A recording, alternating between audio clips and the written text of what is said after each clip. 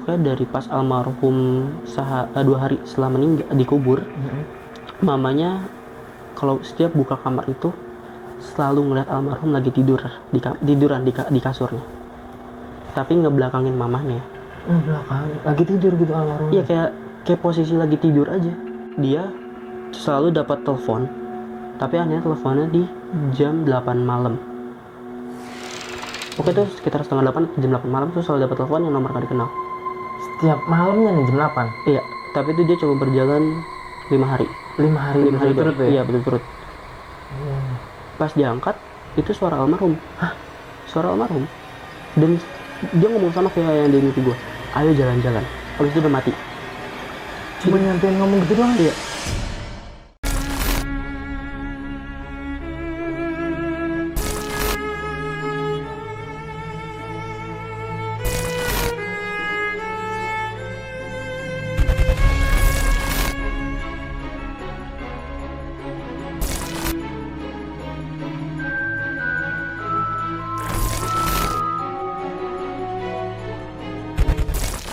Assalamualaikum warahmatullahi wabarakatuh. Kembali lagi bareng gua Aris. Tapi sebelum gua lanjut, di sini gua mau berterima kasih buat kalian yang udah mampir di video ini, dan pastinya buat kalian semua yang udah support di Mesi Mistik sampai saat ini, yang udah subscribe, like, komen, dan share setiap video-video terbaru dari Dimensi Mistik. Semoga kebaikan kalian semua pastinya dibalas berlipat ganda oleh Allah Subhanahu wa Ta'ala. Di video kali ini lagi-lagi gue nggak sendirian, tapi gue udah kehadiran seorang narasumber yang mau menceritakan pengalaman horornya diteror oleh sosok almarhum sahabatnya nih, yang meninggal karena kecelakaan tunggal. Dan biar nggak penasaran, gue juga udah penasaran, dan kita langsung aja kenalan siapa narasumbernya. Kita sapa aja langsung. Assalamualaikum. Waalaikumsalam Bang Maul. warahmatullahi wabarakatuh. Terima kasih banyak nih sekali lagi udah berkenan meluangkan waktunya buat hadir nih, Iya bang. berbagi pengalaman mistis yang Bang Maul alami nih. Iya bang. Tadi kita sempat ngobrol di depan nih Bang Maul ya. Jadi cerita yang mau dibawain sama Bang Maul ini tentang sosok almarhum sahabat Bang Maul ya. Iya benar. Ya ini sih ya pilu lah Bang ya. Jadi temennya Bang Maul ini mengalami kecelakaan tunggal. Iya benar. Boleh diceritain sedikitnya dulu nih Bang, itu seperti apa nih Bang? Oke bang. Jadi kejadian itu belum lama ini ya bang, di bulan Februari tahun ini, tahun 2023. Masih tahun ini ya? Iya masih tahun ini. Jadi tuh gue punya 5 sahabat ya, termasuk gue berlima. Kita tuh ada rencana mau jalan-jalan ke puncak. Tapi sebelum hari H itu ternyata ada kejadian pilu, yaitu almarhum kecelakaan tunggal. Sampai di mana gue diteror sama sosok almarhum ini, didatengin langsung di depan langsung tatap-tatapan gitu. Sama almarhum sahabatnya nih? Ya. Itu dia bilang ayo jalan-jalan Karena belum kesampaian. iya mungkin itu ya. Iya. Sampai mamanya pun diteror juga sama almarhum, tapi ini dia cuma ngelihat kalau setiap buka kamar almarhum dia ngeliat almarhum. Melihatkan sosok almarhum. Iya sosok almarhum. Iya bang, tapi kita tahan nih Bang Maul ceritanya. Oke. Ceritanya. Nah sebelum gue lanjut ke ceritanya Bang Maul ini, ceritanya Bang Maul ini emang benar-benar epic banget nih. Bang Maul sampai diteror sama sosok almarhum sahabatnya nih. Dan buat kalian wajib banget nonton ceritanya Bang Maul dari awal sampai akhir, jangan ada yang di skip. Dan sebelum gue lanjut juga, di sini gue mengingetin buat kalian, kalau kalian punya pengalaman horor kisah nyata yang epic-epic seperti yang dialami sama Bang Maul ini, kalian mau jadi narasumber langsung di Dimensi Mistik, kalian bisa banget langsung aja DM ke Instagram Dimensi Mistik atau langsung DM ke Instagram gue. Nanti biar mempermudah, semua linknya bakal gue cantumin di kolom deskripsi. Terus dukung channel Dimensi Mistik dengan cara subscribe, like, komen, dan share biar gue makin semangat menghadirkan narasumber-narasumber yang punya pengalaman horor kisah nyata yang epic-epic seperti yang dialami sama Bang Maul ini. Gue rasa cukup, gue juga ada penasaran, jadi gak usah berlama-lama, langsung aja kita simak kisahnya.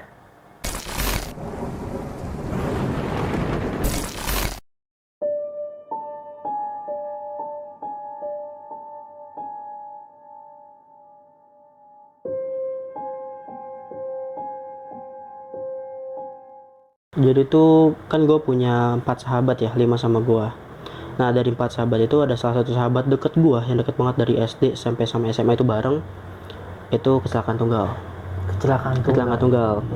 Nah iya bisa dibilang sih arwah atau korin lah ya, korin dari almarhum teman gue ini jadi gentayangan lah. Karena sebelum almarhum meninggal tuh kita berlima ada rencana mau jalan-jalan ke puncak. Jadi tuh kejadiannya sebulan sebelum kita ada jalan-jalan tuh. Jadi tuh kita berlima sering banget ngumpul, nongkrong lah. Nongkrong di bebas, masa di mana aja gitu kan. Kadang kita juga ada salah satu tempat nongkrong favorit kita berlima. Waktu itu kita berlima ngumpul di salah satu angkringan lah, yang kayak angkringan gitu di Depok. Temen gua satu ada nyeltuk, ini kita berlima gak ada mau acara jalan-jalan lagi apa pas jalan-jalan yang kemarin. Ayo jalan-jalan lagi gitu kan, tapi kali ini naik motor aja ya, jangan mobil gitu kan. Oh boleh. Nah, mau kemana emang gitu kan? Ke puncak aja gimana gitu kan. Itu gue nyeltuk kan, ke puncak aja gimana? Ke puncak ya, oke gas gitu ke puncak, tapi nggak nginep ya. Iya nggak nginep. Oke, nggak nginep. Nah, karena udah ada rencana dari sebulan itu, akhirnya dibuatlah schedule segala macam dari HTM segala macam tuh kita udah omongin. Pas itu udah mau 2 mingguan sebelum almarhum meninggal, kita ngumpul lagi, ngomongin lagi. Gimana jadi nggak kita jalan-jalan gitu ke puncak? Ayo jadiin kapan lagi kan, takutnya gue nggak bisa. Itu almarhum yang ngomong. Itu almarhum yang ngomong. Ya udah gas gitu kan. Emang kapan? Karena waktu pas pertama kali ngomong itu emang tanggal hari belum diomongin. Udah ini aja di bulan akhir-akhir bulan Februari aja. Oke, gas gitu kan. Akhirnya buat HTM segala macam waktu itu ya sekitar under 100.000 lah per orang. Nah, pas almarhum tuh meninggal di hari Jumat, kita tuh di hari Selasanya kumpul terakhir sebelum akhirnya jalan-jalan. Itu almarhum masih datang gitu. Nah, itu pas hari Selasa terakhir itu ngumpulin uang segala macam kan. Ibaratnya ya uang transport gitu segala macam, bensin segala macam, uang makan. Nah, mulai dari situ ada perbedaan nih dari almarhum. Yang biasanya tuh jujur ya, almarhum ini orangnya ceria, dan dia tuh ya di pertemanan kita berlima itu dia paling berisik. Tapi entah kenapa di hari Selasa itu tuh almarhum diem gitu. Terus kayak pasti tanya, lu kenapa kok diem aja? Enggak, nggak apa-apa gitu kan. Terus pasti tanya lagi, dia tuh kayak nggak connect. Kayak misalnya tanya nih, gimana jadi nggak lu nanti bawa ini apa kenapa gitu. Jadi kayak Perubahan karakternya kelihatan nih. kelihatan banget. Akhirnya dari situ sekitar jam 8:30 akhirnya kita mutusin buat bubar, buat pulang lah. Nah, pas di hari Rabunya si almarhum ini nelfon gua, gimana persiapan buat jalan-jalan, lu udah ada perlengkapan segala macam nggak? Udah, gua aman, lu gimana? Ya gua aman, tapi gua takutnya gua nggak bisa nih. Emang kenapa? Ya nggak tahu, gua takutnya nggak bisa aja, nggak bisa ngikut gitu. Oh ya udah, nanti kalau misalnya lo nggak bisa ikut, lo omongin aja di grup. Akhirnya gua sama teman-teman gua tuh mutusin buat nginep di rumahnya, niatan nginep di rumah almarhum pas di hari, kan kita berangkat ke puncaknya itu hari Jumat jam 10 malam. Jadi pulangnya besok Sabtunya. Nah, pas udah dikabarin nginep di rumah almarhum hari Kamisnya. Nah, pas Kamis malam Jumat itu si almarhum tuh nelfon gue lagi. Nanti jadi kan nginep di rumah gue, mumpung rumah gue lagi rame nih nanti besok mumpung rumah gue rame besok, ada keluarga gue segala macam pada datang. Ya jadi tapi aman kan buat anak-anak tidur terus nginep segala macam, aman gitu kan. Akhirnya pas gue ditelepon gitu sama almarhum, ada perbedaan lagi nih. Tumben banget dia paling jadi itu kalau misalnya rumah dia tuh paling jarang banget kan di tempat nginep segala macam. Tapi dia paling excited. Jadi kayak kita ngomongin jalan-jalan dia nggak biasa aja. Tapi giliran kita pada mau nginep di rumah dia tuh dia kayak senang banget gitu. Kayak oh ini loh yang selama ini gue harapin gitu. Nah kayak gitu. Akhirnya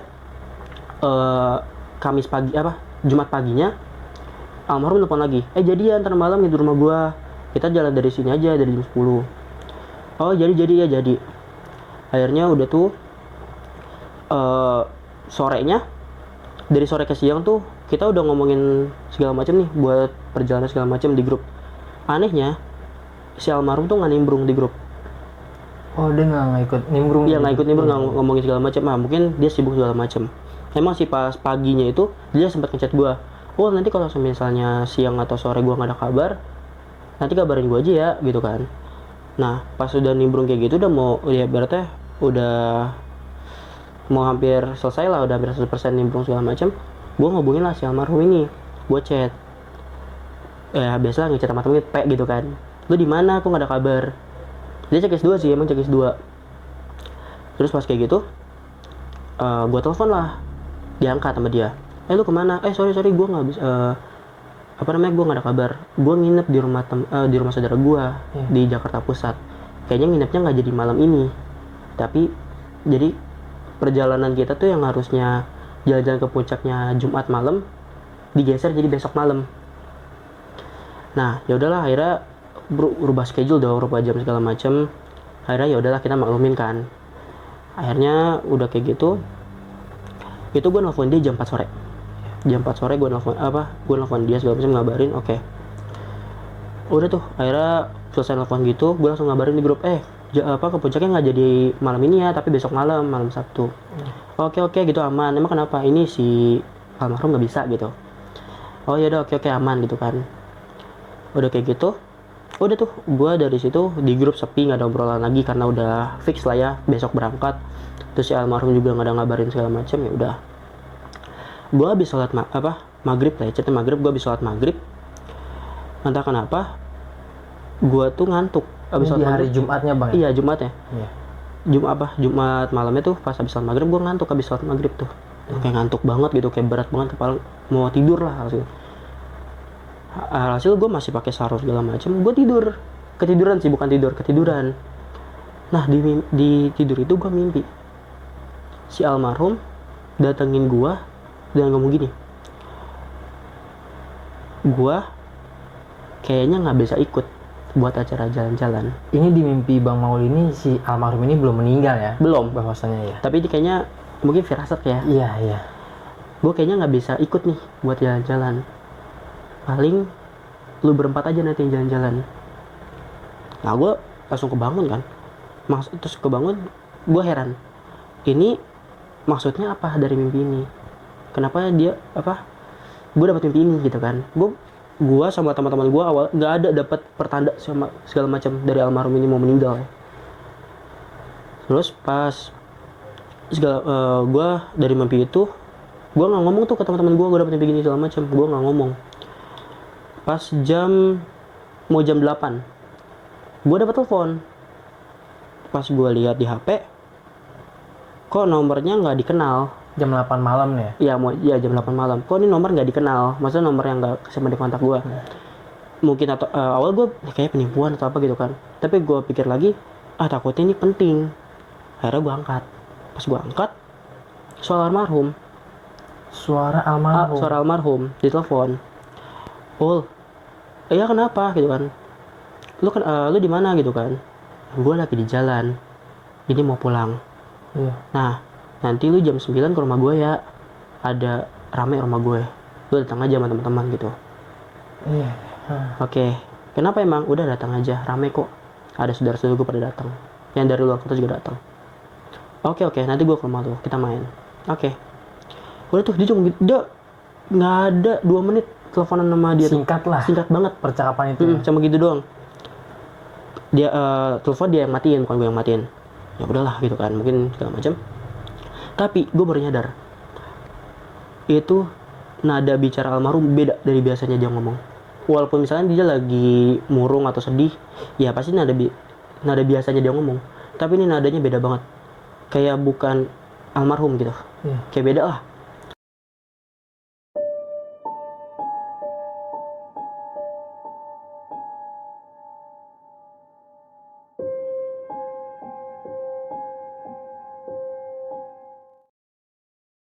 Akhirnya udahlah segala macam, udah mau, karena dapat telepon kayak gitu sudah datang, gue mulai prepare lah, mandi lagi gitu kan, biar bersih. Terus gue ngabarin gue belum ngabarin di grup, belum ngabarin buat ngumpul segala macam sama teman-teman gue itu. Nah kayaknya 15 menit dari telepon yang almarhum itu nelfon gue, mamanya nelfon gue. Mamanya nelfon, gue angkat. Awalnya gue tau siapa kan, ternyata tuh mamanya almarhum. Gue angkat kan, halo assalamualaikum Tan. Iya Tan, kenapa Tan? Ini Maul, kamu udah tahu kabar belum? Kabar apa Tan? Di situ mamanya diem kan. Terus gue denger tuh kayak mamanya nangis. Tan, halo kenapa Tan? Dia ngabarin almarhum meninggal kecelakaan.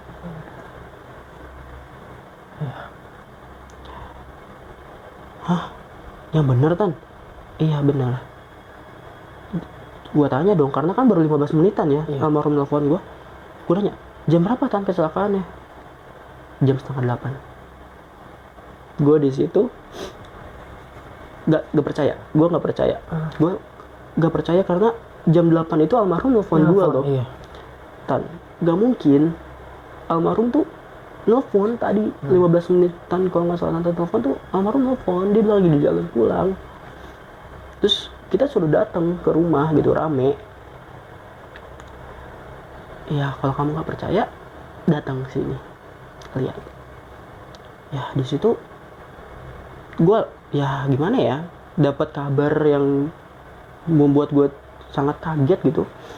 Saya kesana sama teman-teman. Awal gue itu pas gue ngomong gitu gue masih belum percaya kalau itu bukan almarhum. Akhirnya gue matiin ya telepon, gue matiin. Gue bilang di grup, guys udah dapat kabar belum? Gue ngomong gitu grup langsung tuh kan, biasa kalau di grup pasti langsung pasrah. Kenapa gue ngabarin si ini meninggal. Nggak bener lu ini segala macam, jangan, ya biasa lah gitu kan. Ya udah kita kumpul dulu aja, bisa cek gitu kan. Datanglah tuh jadi kita ada base camp ya, di base camp di salah satu tempat gitu. Gue bilang iya gue dapet telepon dari mamanya langsung gitu kalau almarhum udah nggak ada. Di situ teman-teman gue pada nggak percaya. Gue malah sempat berantem sama salah teman gue itu karena itu dia ya saking nggak percaya gitu. Ya udah kalau nggak percaya kita datang aja langsung ke rumah almarhum. Gue datengin tuh, kita berempat konvoy pakai motor sendiri. Gue di motor tuh jujur, gue di motor itu nangis karena takutnya apa yang gue takutkan itu beneran, maksudnya almarhum meninggal Kejadian. iya, soalnya kan gue masih nggak percaya. Nah pas kayak gitu gue nyampe, baru juga mau masuk gang komplek dia, itu ada bendera kuning bertulisan nama almarhum. Di situ gue bengong dulu ngeliatin benderanya. Gue bengong, nggak mungkin ini bukan anak gue. Awalnya tuh ini bukan nama almarhum. Karena kan jadi tuh rumah dia nggak jauh ya dari pintu komplek. Nah gue lihat tuh depan rumah dia tuh udah ada tenda segala macam. Ya di situ gue langsung lah ya ke rumah almarhum segala macam. Gue nemuin mamanya bilang ya ini almarhum. Gue di situ gimana ya, sedih ngelihat almarhum yang jatuh notabene sahabat gue yang dari kecil, yang nemenin gue segala macam, tempat curhat gue segala macam, itu terbujur kaku di depan gue. Dan gue tuh masih nggak nyangka kalau almarhum nih udah nggak ada. Kayak gue masih kayak mikir nih, ini gue mimpi. Kalau misalnya ini mimpi, gue harus bangun. Tapi sekuat apapun gue menolak, ya itu takdir.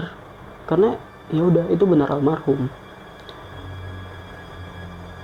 Ya gue di situ di depan jasadnya almarhum, gue nangis jadi-jadinya. Ya sebenarnya kan kalau udah meninggal nggak boleh tangisin banget ya. Tapi gue merasa kehilangan banget sosok almarhum.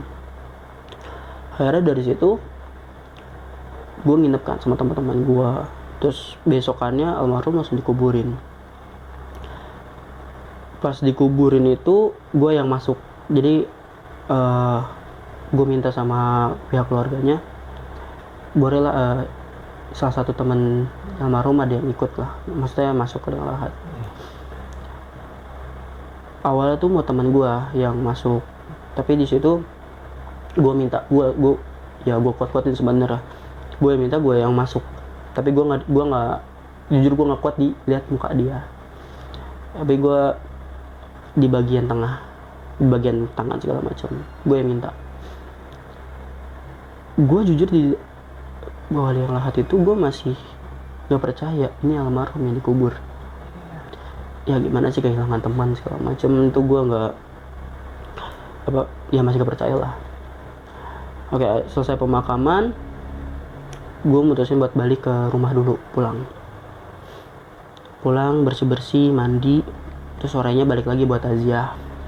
Selesai takziah, tadinya tuh pada mau nginep di rumah almarhum kan, tapi ada satu dan lain hal, kondisi yang nggak memungkinkan, akhirnya kita pada pulang.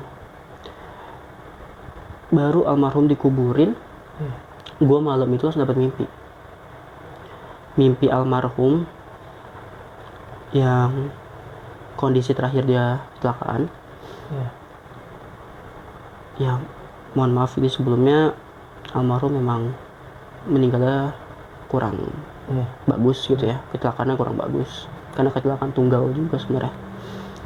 Dia datengin gue, dia ngomong gini, ayo jalan-jalan. Di dalam mimpi Bang Maul itu almarhum ngajak jalan-jalan. Ayo jalan-jalan. Gue di situ nggak bisa ngomong, nggak bisa apa, tapi itu jelas si almarhum ngomong gue tuh ayo jalan-jalan. Pokoknya ayo jalan-jalan, ayo jalan-jalan. Di situ gue langsung kebangun. Gue di situ mikir, ya Allah ini apa maksudnya. Akhirnya gue belum cerita ke teman-teman gue. Gue dapat mimpi itu ayo jalan-jalan itu 2 minggu. 2 mingguan gue selalu diteror sama sosok almarhum ini dalam mimpi. Dibilang ayo jalan-jalan, ayo jalan-jalan.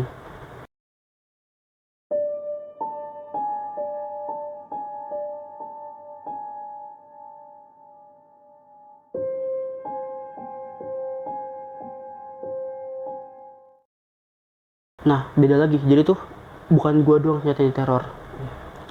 Ada 3 teman gue. Teman gue satu, dia selalu ngelihat sosok almarhum tapi sekelebat. Dia kayak cuma bayangan almarhum lewat gitu. Oh iya, jadi semua sahabatnya kena diteror iya, sama kayak gitu. korinnya lah ya. Iya, korinnya. Terus teman gue satu, dia lagi moto apa gitu. Itu kena ada sosok almarhum. Jadi misalnya dia lagi moto apa nih, pasti ada aja bayangan almarhum di foto itu. Nampak. Tapi dalam bentuk siluet, bukan jelas. Iya.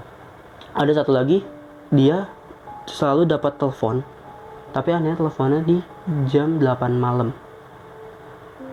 Pokoknya itu sekitar setengah 8, jam 8 malam tuh selalu dapat telepon yang nomor gak dikenal.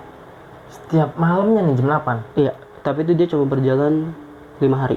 5 hari berturut-turut ya? Iya, berturut-turut. Pas diangkat, itu suara almarhum. Suara almarhum. Dan dia ngomong sama kayak yang di mimpi gue, ayo jalan-jalan. Habis itu udah mati. Cuma nyampein ngomong gitu doang? Iya. Jadi misalnya nih, setengah 8 nih. Misalnya telepon sekali nggak diangkat. Iya. Terus misalnya 5 menit kemudian telepon lagi. Terus pokoknya itu jedanya 5 menit sampai jam 8. Pokoknya kejadian dari setengah 8 sampai jam 8. Itu teman gue selalu ngangkat. Dan dia ngangkatnya pun juga sama. Tapi yang hari terakhir, hari kelima itu, dia sengaja nih mau dilebihin, maksudnya sampai jam 8. Iya. Nah setelah jam 8 itu ada ternyata tetap. Pokoknya sampai tuh telepon diangkat baru nggak berdering lagi nih? Iya.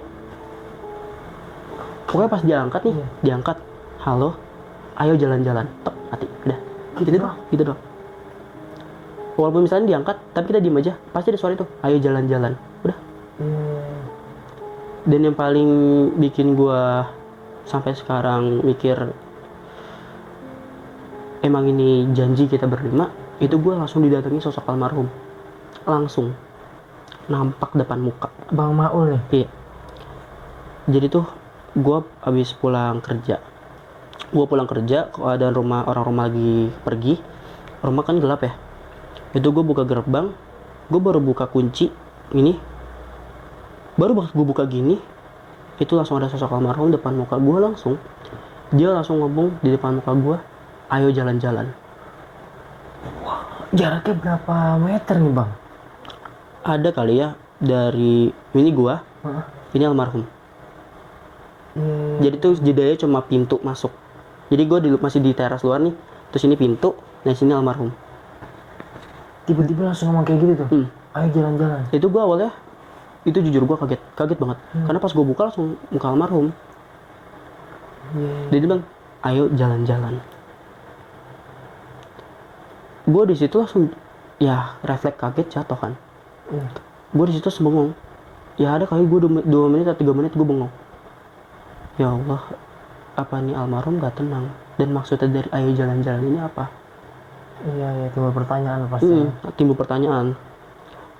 Nah, pas kemarin 40 harian almarhum tuh, kita kan datangnya ke rumah almarhum. Kita awalnya tuh nanya lah gimana segala macam, mamanya masih sering nangis nggak apa segala macam, dan dapat cerita. Jadi tuh kan motor almarhum sport ya, dan ada helmnya ya, mohon maaf ya, helm sebelah. Jadi tuh paling parah helm sebelah kanan itu pecah. Iya. Dan bagian depan, bodi depan motor itu ringsek. Iya. Itu belum diapa-apain sampai sekarang. Itu masih ditaruh di kamar almarhum sampai saat ini. Itu masih sekarang sampai ditaruh di kamar almarhum. Jadi di kasur almarhum, di sini meja belajar almarhum, di sini masih ada space yang luas. Nah, di sini motor almarhum naruhnya agak miring. Di atas motor itu di tangki bensinnya helm almarhum. Nah, pokoknya dari pas almarhum 2 hari setelah meninggal dikubur, mamanya kalau setiap buka kamar itu selalu ngeliat almarhum lagi tiduran di kasurnya, tapi ngebelakangin mamahnya. Belakang lagi tidur gitu almarhum. Iya, kayak posisi lagi tidur aja. Kayak misalnya di kasur nih, kan kasurnya mepet tembok ya. Nah, almarhum tuh kepalanya jadi di sini, menghadap ke tembok gitu ya. Ya, kalau ngadep ke sana, pintu masuknya dari sini. Pokoknya setiap mamanya buka nih, ya mungkin kangen sama anaknya ya, ngelihat suasana kamar anaknya pasti udah seneng gitu. Tapi setiap dibuka pasti ada sosok almarhum. Itu pasti tuh kalau setiap dibuka. Pasti. Dari keterangan mamanya pasti. Sampai mamanya pun mikir, dia nggak bisa bedain mana itu dia ngelihat real atau halusinasi. Sampai ya, ini mamanya juga kata nggak apa-apa, sampai dibawa ke psikiater. Iya. Terus pas kemarin akhirnya tuh dari cerita mamanya ini, kita akhirnya pada cerita tuh kalau di teror sama almarhum. Dari yang gua terus temen gua sempat cerita. Akhirnya di situ kita mempertanyakan, maksudnya dari ayo jalan-jalan ini. Awalnya tuh gua sama teman-teman gua belum nyadar kalau menjerumusnya tuh ke yang kita pada mau rencanain jalan-jalan itu. Sampai akhirnya teman gua satu ada nyeletuk, kita kan ada rencana jalan-jalan ke puncak sama almarhum, dan mungkin ini permintaan terakhir dia sebelum beliau meninggal, jalan-jalan. Nah, di situ kita sempat debat gimana caranya gitu kan, kita jalan-jalan tapi gak ada almarhum. Akhirnya kita sepakat bawa foto almarhum. Jadi ada foto terakhir dia, foto pas wisudaan dia itu kita bawa. Akhirnya besok malamnya, jadi kan pas 40 harian itu, besok malamnya, besok paginya. Jadi pas malamnya itu, paginya kita berangkat ke puncak. Start dari rumah almarhum. Itu kita kan cuma berempat, jadi cuma 2 motor boncengan. Ya, biasanya kalau jalan-jalan gitu kan senang-senang ya, apalagi sama teman-teman sama sahabat. Tapi entah kenapa, karena gue yang pegang foto almarhum, gue selama di jalan nangis. Gue nangis. Keinget lah ya. Iya. Jadi ke jalan ya, gue tuh di jalan yang harusnya bisa ketawa segala macem, gue di motor sambil melukin figurnya foto almarhum, gue nangis. Dan gue dalam hati ngomong, ini rencana kita berlima jalan-jalan, udah kita jalanin. Semoga setelah ini lo tenang, lo bisa, ya udah cukuplah ganggunya gitu kan karena rencana kita udah selesai. Gue ya jujur ya, gue selama di perjalanan itu gue nangis sampai teman gue tuh bilang udah ikhlasin. ikhlasin aja, udah ini kita udah jalanin ya permintaan terakhir dia buat jalan-jalan. Bahas kayak gitu ya gue berusaha tegar, sama perjalanan tuh gue berusaha senyum lah gitu kan. Terus pas udah nyampe, jadi tuh kita ke salah satu wisata pinus ya di puncak. Itu kita sempat foto-foto. Nah foto di salah satu foto itu kan gue pegang figur almarhum, yang foto almarhum kayak gini di foto sama, jadi minta tolong sama pengunjung lain. Pas di atas fotonya itu ada almarhum ngikut. Jadi kita berjajar berempat gini ya, gue di tengah yang megang. Almarhum tuh kan almarhum paling tinggi ya dari kita. Dia ada di tengah-tengah, jadi ini gue, ini teman gue. Nah almarhum tuh di tengah-tengah gue sama teman gue. Di tengah-tengahnya. Dengan keadaan muka senyum. Senyum. Mungkin dia udah merasa bahagia. Iya, bahagia.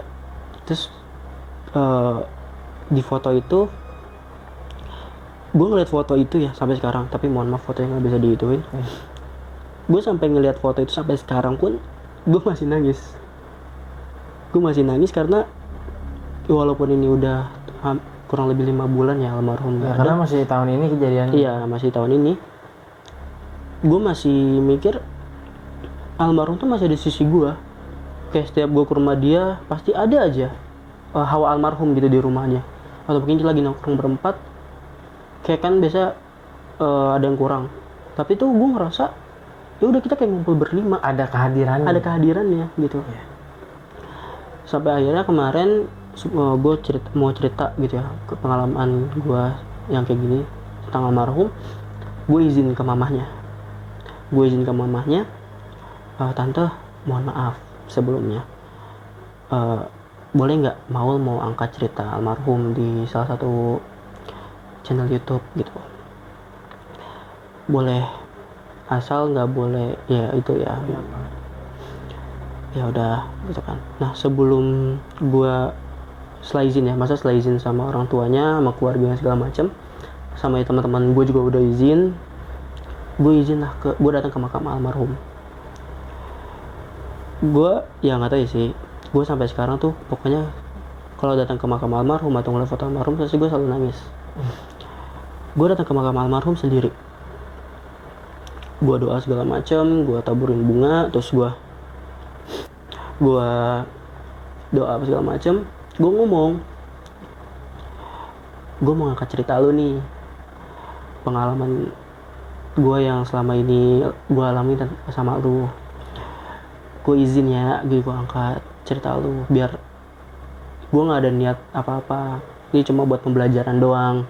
Semoga biar kayak bawa motor hati-hati segala macam. Lebih ke hal positif. Iya, hal positif.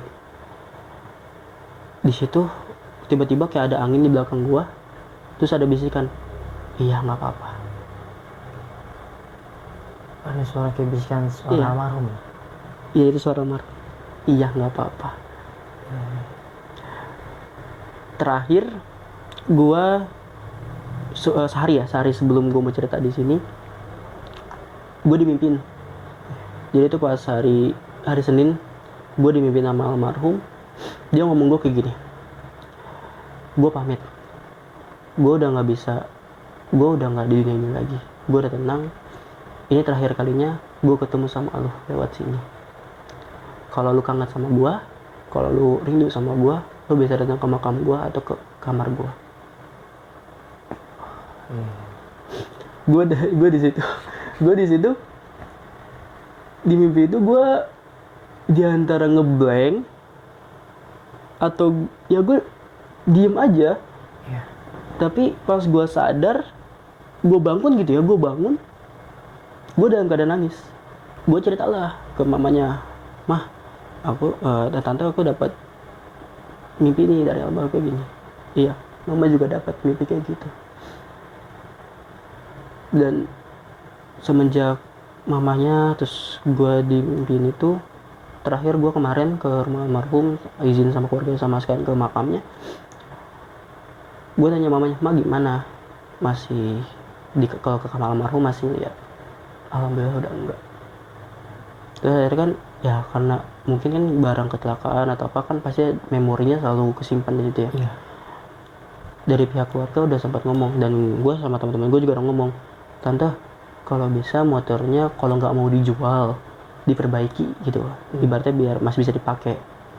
Mamanya nggak mau karena dia ada alasan, ini tuh barang terakhir yang benar-benar belum disentuh orang, yang dipakai almarhum terakhir kali. Biarlah motor ini sampai kapanpun jangan ada yang ngotak-ngatik. Jadi saksi lah, Iya bisu saksi, lah, iya. Karena pas gua tahu ya almarhum kecelakaan crashnya parah banget gitu, gue sempat mikir kenapa bisa gitu kecelakaan kayak gini. Iya. Dan ternyata tuh kan sampai di kasus polisi segala macam, karena kan nggak ada saksi mata segala macam, ternyata tuh almarhum kecelakaan tunggal. Iya. Perkiraan motor almarhum yang dia bawa itu di kecepatan 120. Perkiraannya Ya perkiraan 120 karena kan dilihat dari kerusakan segala macam. Dan ternyata tuh kondisi malam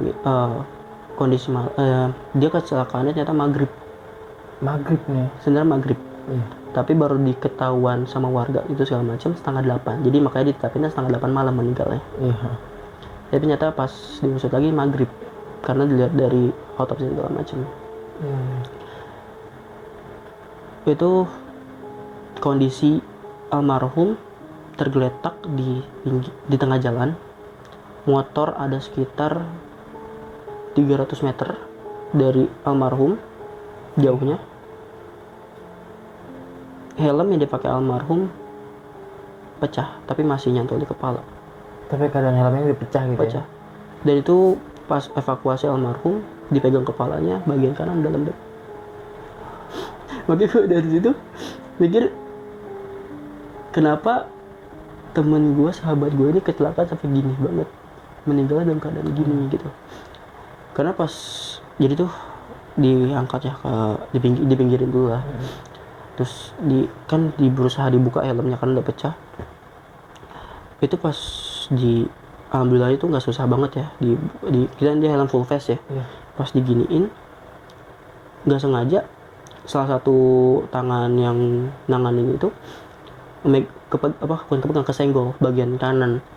Dan pas dipegang itu kayak lembek, jadi kayak bukan tengkorak.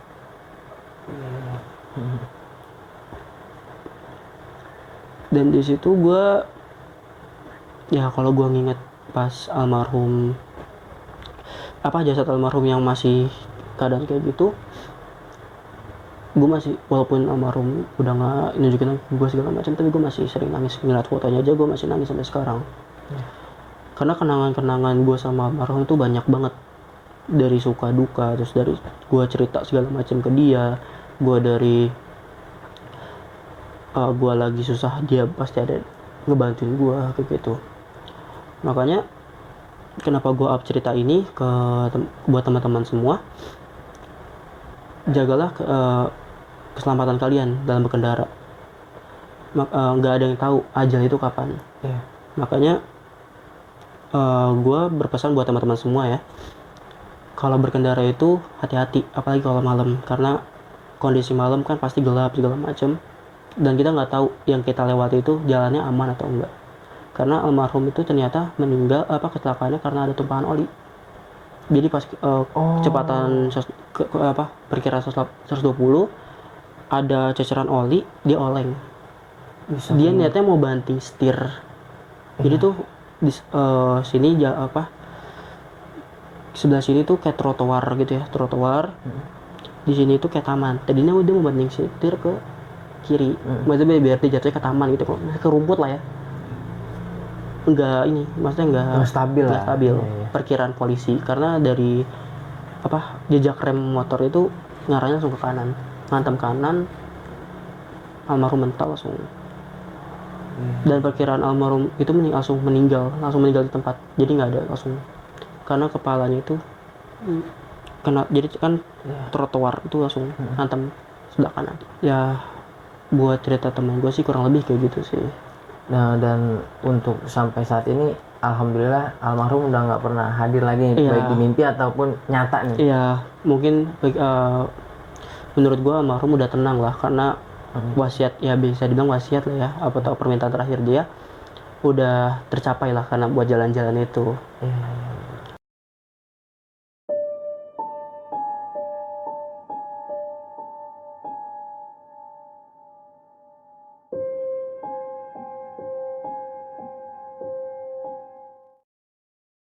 Bang Maul, tadi sepanjang cerita nih Bang Maul mengeluarkan air mata nih, sedih banget nih. Kayaknya emang bener-bener kehilangan sosok apa ya, sobat kental nih. Iya benar. Jadi bener-bener nggak nyangka lah Benar. dengan kepergian almarhum ini. Dan ada yang menarik buat gua tanya nih Bang, ketika lu langsung ketemu berhadapan sama sosok almarhum ini nih, nggak usah disebut nama lah ya. Iya. Dengan sosok almarhum ini yang tadi papasan gitu kan, tiba-tiba Bang Maul pingsan ya setelahnya. Ya bukan pingsan sih, jadi kayak jatuh shock gitu, nggak sampai pingsan. Oh gitu ya. Nah, ketika melihat itu, dari paras wajahnya ini sebelum meninggal atau sesudah mengalami kecelakaan nih? Sudah mengalami kecelakaan, jadi posisi wujud dia terakhir kecelakaan dengan keadaan yang kepala setengah gitu? itu. Iya, yang masih ya nggak apa-apa, ini Iya. bagian mata dia ngeluarin darah ke sini, terus ini ngeluarin darah. Oh Makanya makanya. gue langsung shock, jatuh gitu. Oh iya, makanya ini gue penasaran mau nanya sosok penampakannya ini seperti apa gitu kan. Berarti keadaannya emang setelah mengalami kecelakaan. Iya benar. Pasti ya, meskipun teman kita pasti ada rasa takut lah Bang ya. Pasti itu wajar lah. Iya. Dan yang satu lagi nih Bang, ketika orang tuanya setiap masuk ke kamar almarhum melihat adanya sosok almarhum ya. Iya. Itu emang sama sekali nggak, pokoknya ketika orang tuanya melihat itu buka pintu kamar nggak menoleh ke arah ibunya gitu? Oh, sekali dong. Sekali nih, Dipanggil sama ibunya. Hah? Jadi tuh pas ibunya, ya mungkin ibunya agak lupa kali ya. Iya mungkin nggak inget lah, iya, atau mungkin gimana karena saking sedihnya. Dia ngetok kamar, manggil, dibuka, ada almarhum lagi tidur, dipanggil namanya. Itu dia balik badan. Jadi pas dia tidur gini, dia balik badan gini. Iya mah, kenapa? Dijawab. Dan di situ sama dia kan ada kakak sama adik ya. Iya. Sama kakaknya, ibunya dipegang pundak, tapi nggak ditepuk ya, kayak dipegang gini. Wah, ikhlas ya. Di situ ngomongnya langsung nangis pas ngeliat ke kamar almarhum, udah nggak ada sosok almarhum. Iya, jadi akhirnya mamanya ini sempat Ya, bawa ke itu. itulah ya, buat psikiater ya mungkin. apa? Mungkin biar inilah ya, kisah udah biar balik lagi gitu. Itu sih persepsi masing-masing ya. Iya benar. Yang namanya sosok ibu lah ya, yang melahirkan kan. Mungkin. Apalagi dia anak cowok satu-satunya. Oh, anak cowok satu-satunya. Kakaknya sama adiknya tuh cewek. Oh, ini anak pertama atau? Anak kedua. Jadi dia punya satu kakak, ada dua adik. Dua adik. Kirain sama sekali nggak, ternyata nih dipanggil nyautin lah kalau bahasa katanya gitu ya. Nyautin. Ya. Dan si kendaraannya itu pun sampai saat ini nih, masih ada di kamar almarhum. Masih. Kemarin banget gua buat izin segala macam cerita. Gue liat dulu, gue mampir lah ke kamar almarhum. Iya. Di situ gue ngekik ya, bisa dibilang kayak orang gila yang ngomong sendiri. Gue nyebut nama dia, izin ya, gue mau angkat cerita lu. Nanti gue mampir lah ke makam lu buat ziarah segala macam. Terus gue ngeliat motor almarhum, gue lihat foto almarhum, gue lihat helm yang terakhir dipakai almarhum. Ya biasa gue nangis lagi. Karena vibe sedihnya masih gue ini banget ya. Ya sedih banget lah. Di situ gue datang, kan gue siang ya, terus sorenya baru gue ke makam almarhum gitu. Dan baru ini sih yang gue denger nih Bang Maul, maksudnya ketika korban kecelakaan ini kendaraannya disimpan nih di dalam kamarnya, biasanya kan dibenerin lah, dibetulin atau dijual lah gitu biar nggak mengingat lah ya. Tapi ini sih ekstrim sih, maksudnya kendaraannya sampai dipajang lah, dipajang di dalam kamarnya almarhum ini. Soalnya yang gue tahu ya, motor almarhum itu motor hasil jerih dia sendiri, jadi dia ngumpulin uang, beli gitu, nggak pakai spesial dari orang tuanya. Makanya mungkin orang tuanya mikirnya menghargai gitu ya, dari anaknya ini ya. Ya mungkin dari ceritanya Bang Maul ini bisa ya, lagi-lagi kita petik pelajaran ya bang, Iya. ambil sisi positifnya gitu bang ya. Hmm. Dan kalau berkendara ya lebih hati-hati aja Benar. lah, karena emang ya sejatinya meninggal emang kita nggak ada yang tahu Benar. kapan dan waktunya gitu ya. Hmm. Tapi ya lebih menjaga keselamatan aja. Benar, benar. Jadi bukan menyalahkan temennya Bang Maul nih. Emang sih dari cerita Bang Maul kecepatannya tadi kalau di Perkiraan polisi 120 Perkiraan. km. Ya. Ya motor sport gitu ya. Iya. Segitu memang Udah kebayang. Iya. Cepat kencangnya gimana? Iya. Dan dia mungkin ingin menghindari pelicin oli itu. Ya. Ya tapi emang takdir yang nggak ada bisa ngelawan takdir gitu Iya. kan. Kalau waktunya udah meninggal ya udah gitu. Iya. Ya mudah-mudahan sosok almarhum temennya Bang Maul ini udah bahagia lah di sana ya. Amin ya Allah. Diterima amal ibadahnya. Amin, dan amin. diampuni segala dosa-dosa. Amin. Dan sekian nih kisah pengalaman mistis yang dialami sama Bang Maul nih, yang kehilangan sosok seorang sahabatnya. Dan buat kalian yang udah nonton videonya cerita dari Bang Maul ini, terima kasih banyak, nggak ada yang skip.